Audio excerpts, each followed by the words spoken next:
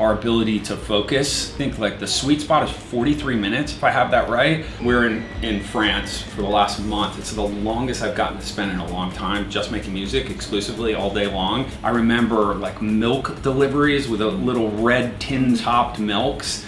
And the milkman would come and we'd all, be in the studio and it'd be like such a thing, like there's milk here, like we can have tea now. The non-traditional thing I like about tea is to use honey. And I know that that's considered a bit sacrilegious in some sort of UK circles. I'm BT, I'm backstage at South by Southwest in London, and this is my cup of tea. It's time for a BT break. We already have a pun. We have a pun.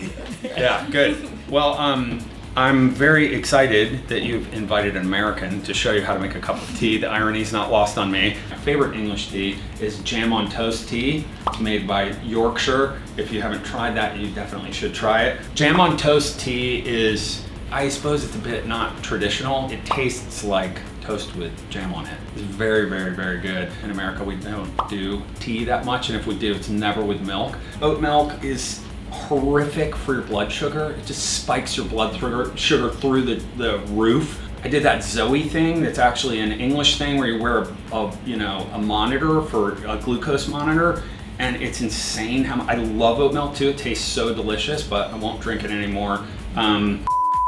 Soy is not for me. I like hemp milk, I think is really good. They have, I've had hemp milk before. Almond milk is okay, coconut milk is okay, but yeah, prefer regular milk. And you guys have Jersey cows too, which is like a complete amino acid chain. It's very good for you. In the 90s, like when, I don't even know if this is still a thing, but over here, I remember like milk deliveries with a little red tin-topped milks. And the milkman would come and we'd all, be in the studio and it'd be like such a thing, like there's milk here, like we can have tea now. And yeah, it always had like cream at the top. It was insanely good. So we don't really have that experience in the States, as you know. So here we have Yorkshire Gold, okay? And we're gonna take ourselves one tea bag, right? Cup of tea, the kettle is hot, all right? So, non-traditional thing I like about tea is to use honey, and I know that that's considered a bit sacrilegious in some sort of UK circles, but it's very good if you haven't had it, so I was excited to see that you have honey. I just made a cup of tea this weekend with Howard Jones, actually. We were talking about tea colors. First, I'm gonna give the tea bag a bit of a push, right? So I feel like I'm being graded too because everyone is English in my presence right now. Not me. Not Cam. So, okay. It's two Americans talking about British tea. I love it. All right. So now I'm gonna add honey. Yeah, you are American, aren't you? You have like, That's right. you sound somewhere in between American and English. Confused. Yeah. All right, so that's a decent color. So that's my cup of tea there. I'm actually gonna drink it. It's not bad. Could have steeped longer. Felt under pressure, not gonna lie. How long is the perfect break, say when you're working in the studio? I think probably like a 15-minute break is perfect. There's actually a lot of interesting information around like our ability to focus, on an activity, and something I think like the sweet spot is 43 minutes, if I have that right.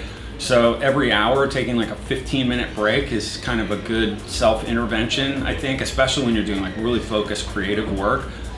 Also too, we sit so much, as musicians, so it's nice to get up and have a cup of tea. We're in France for the last month. It's the longest I've gotten to spend in a long time, just making music exclusively all day long.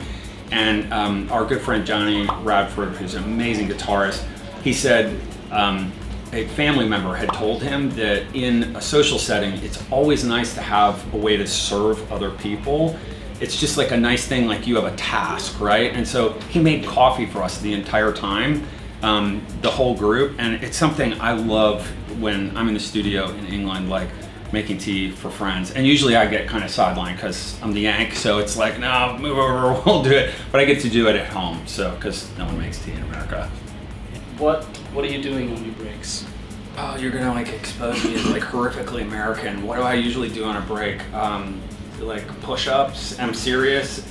It's different depending on the activity I'm doing. If I'm in the studio and I'm doing like heavy editing work, like I'm working on something creative, I like to get up and stretch, honestly. But when it's with a group of friends, we'll like make a coffee, take a little walk, you know. Depends on the studio environment, but it's always nice to just get up and like have a chat about stuff and feel like you go back refreshed and with a new perspective. So on the road, everything goes out the window, you know. It's you're just holding on for dear life most of the time, honestly. So yeah, tea break on the road is like, that's quite a bit of a luxury, I think. Oh look, we have all kinds of stuff. Now, this looks like a variation on my favorite tea biscuit, which is a Jammy Dodger. Jammy Dodgers they do in gluten-free ones, and they're epic good. If you haven't had one, you've got to try it. So yeah, it'd be a Jammy Dodger for me, and a cup of Yorkshire Gold. Are you dunking it? Definitely not. No, absolutely not. No. Eat it separate. That just is all kinds of weird, falls apart in your tea. That's not for me. We need a little jingle to sign us off here. A jingle. My mic is on me. Well, it's got to be something with a teacup, right? And a spoon. So let me see what I can conjure here.